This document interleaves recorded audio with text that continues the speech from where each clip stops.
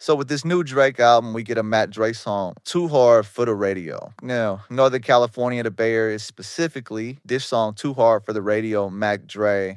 The original song was in rotation in the Bay Area before Mac Dre passed and after he passed. Everything after he passed went into six speed. It went into a higher gear, went into iconic status. Matt Dre was getting played on the radio in the Bay Area. He was a larger than life figure. People loved him, but when he passed, it turned into a whole nother thing. It turned into some Tupac shit, which he deserved because he was a larger than life figure. He was a very charismatic figure, and he would have. I feel like he would have blew up and been very popular, regardless. It went into iconic status because he passed, but he was on his way to sign with a major label or get some kind of big distribution. And in the social media era, it's no way in hell Matt Dre wouldn't have been recognized I mean, he was a funny guy. He wanted to be a comedian. Like, what rapper wants to be a comedian? I mean, as in lately, you got T.I., but we talking about 2002, 2003. Niggas rappers, gangster rappers was not trying to be comedians and a self-proclaimed comedian. And he was funny, you know what I'm saying? He was a serious dude too when he had to be serious, but he was a people's person. So he was a character. So yeah, I said that to say that the Too Hard for the Radio record that Drake redid is kind of something that's specific for the Bay Area because just like the Black Boy JB record where he spits that Project Pack verse word for word, I wasn't woke to that Project Pack verse. That was some Memphis shit. And more than likely some down south Midwest shit that, probably a bunch of people know. But it was specific to that region. LA, being in California on the West Coast, it has its own culture. And even people held in LA, even in Fresno, they're not playing too hard for the radio on their radio stations like that. And with Matt Dre having a plethora of songs now that he's been gone for like 20 years, 20 plus years, he has a bunch of favorite songs from people. And Too Hard for the Radio, he could be one of them. You know what I'm saying? This was show one of them, but he has so many more that you did to choose from. But Too Hard for the Radio specifically would be known in the Bay Area more than anything. So it was good to see that Drake did that. I wasn't mad at the record. He uses a lot of different Bay Area lingo and he uses it correctly. And, he's doing what Drake does. Drake goes to different regions, adopts the slang, sometimes the accent, and pays homage to that region. Why is it not cool for Drake to do it, to show love to the Bay Area? But Kendrick shows love to the Bay Area. Well, my take on that is Kendrick is from Compton. And even though the Bay Area and LA are like cousins, it's different culture, it's different family, but it's similar. There are no Bloods and Crips in the Bay Area. And Ballet adopts different things from the Bay Area and they may take it on as their own, similar to E40 and Too Short coming out with Fasheezy. And then very, very right after that, Snoop Dogg starts saying for shizzle my nizzle. Like it was a play off of what E40 and Too Short got that from Twice. Oakland is an artist by the name of Twice, but for sheezing and all that stuff for shizzle, that came from some records. I don't know if it was Polymer Funkadelic. It was some in the 70s, but of course the Bay Area kind of reintroduced it in 1996, and then Snoop took it from there. Similar to popping a collar, when Bay Area dudes talk with the pimping and gangster culture, we talked and we popped our collars. LA kind of adopted the pop your collar thing, but they would do it very, very aggressively. It wasn't really like talking and popping you as you talk. The Bay Area got a certain way they do it. LA kind of took it and they, it would be real aggressive with the you popping a collar and shit like that, which is cool, but it started in the Bay Area. That was some Bay Area shit. Now we got the sideshow, which LA calls the takeover. And it is in the side, and it has been going to sideshow for years. Think about LA when they take something from the Bay Area, it turns into theirs. They hardly pay homage like we got it from the Bay or we got it from Oakland. In case with the takeover that's going on really all around the country. But in LA, if you can't really not pay homage to the Bay Area and everyone knows that's how we get down. Me being an E40 and a Click fan, I remember Be Legit saying on the album, without the name of the album, is where they're sitting around the board game, fools burning rubber, fuck some switches. Me just from the back, smoke it up on bitches. Now, that's not this in LA, but that's showing you there's a difference. We don't ride switches, nigga. Fuck some switches, nigga. We burning shit up. That wasn't LA culture. Now that's LA culture. Even though they might take things from the Bay Area, they're still very, very proud of their culture. And even though they take stuff, they are fast to be like, it's ours. Like, man, so what we took it, nigga. This is how we get down out here. You know what I'm saying? This is LA, man. This LA. And they really proud of where they from and what they're doing, regardless if they took it from the Bay or whatever. It's this ours now. So Drake paying homage to the Bay Area, we love to see it. We appreciate it, but it's kind of what he does to every region. Kendrick, on the other hand, being a captain is and LA natives, they don't really pay homage to no other city. They're really about their culture. So to see Kendrick pay homage, it's a different feel to it. Because Compton niggas definitely not paying homage to Oakland. The only time that happened was one time when DJ Quick came out with just like Compton, where he said, I'm just letting you know that if you plan to take a trip to the bank, keep your eye on your clip because Oakland, it's just like Compton. He also referenced St. Louis. He also referenced San Antonio. He also referenced Denver. But that was one song, and there was one song that was specific about that situation, which we were included on, which I was proud that, when that came out, I think I was a sixth grade when that came out. I specifically remember because I remember Latasha.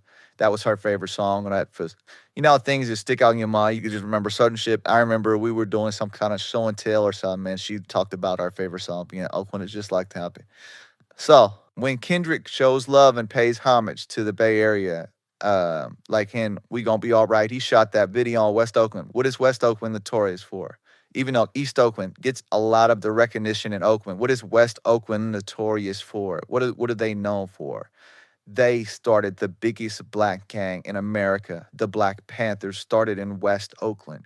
Kendrick is very specific and very precise. So he shot his video in West Oakland with We Gonna Be All Right. And that was for the rallying of the Black Lives Matter and all the different political things that were going on at that time. In his video Squabble Up, he has the turf things and he has them dancing in the Squabble Up video. He puts the hyphy culture into he includes that into his LA culture. When LA niggas don't do that. They don't do that. Like they'll show some love, but not like how Kendrick shows the Bay Area love. On the biggest stage to the Super Bowl, he got hyphy niggas in the back of him under the light, doing some hyphy shit. You know what I'm saying? That's not how fellow niggas dance. That's not how, they don't dance like that. They don't have those mannerisms where they showing their grill and they shaking their drills like that. That's some town shit. That's some Oakland shit. So and he's a Compton nigga standing in front of him, someone to love. I be thinking, how do LA niggas feel about him doing that? Like, but for us, it was a proud moment. Like, damn, Kendrick, you showing love. Like, damn, you got the niggas really going dumb out there, which and when I see that, I appreciate it. I appreciate it a little bit more than I do when I see Dre do it. Now, I still appreciate Dre doing it. Like when he did the motto, he was running around in a 6'4", and that's not what Bay Area niggas drive. We don't ride 6'4", so we think me personally never seen a nigga jump in the car and is this. Even though we respect and love LA culture and are fascinated by it, just like every other region is, we've never adopted it. Like We Can Freak It is one of my favorite songs by Corrupt. And he starts it off, zzz, zzz, zzz, and we wear khakis. Nigga, I ain't never worn no motherfucking khakis. But I'll say that part, Teak the Sneak that's famous for white t-shirt, blue jeans, and Nikes. That's how Oakland niggas dress. We have a whole different culture out here.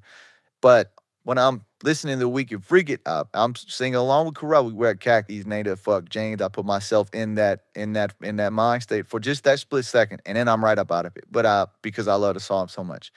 Um, but I say that to say for Kendrick being a LA native, a Compton nigga, Compton is like Oakland, Oakland nigga tell you I ain't from the Bay, nigga, I'm from Oakland. A Compton nigga tell you I ain't from LA, nigga, I'm from Compton.